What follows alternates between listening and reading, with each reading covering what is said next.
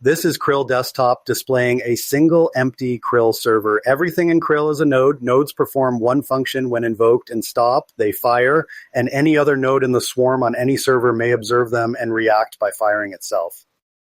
We start with an empty swarm, one server, nothing running on it yet.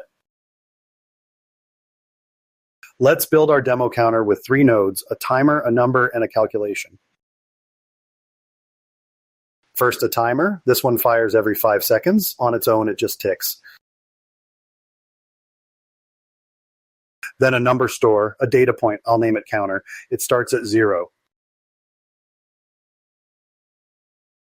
And a calculation, its whole job is one line counter plus 1. Calculations can read from data points and use them in their formulas. So counter plus 1 at each tick. 3 nodes just sitting there. Now the part that makes Krill different.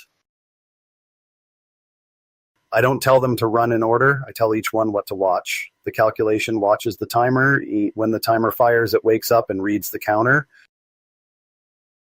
And the counter watches the calculation. When a new value shows up, it pulls it in and stores it. Nobody executes anybody. The timer just announces that something changed, and each node decides for itself what to do.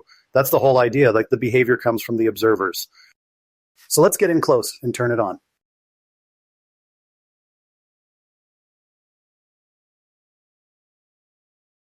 Every 5 seconds, the timer fires, the calculation adds 1, the counter stores it, and feeds itself again.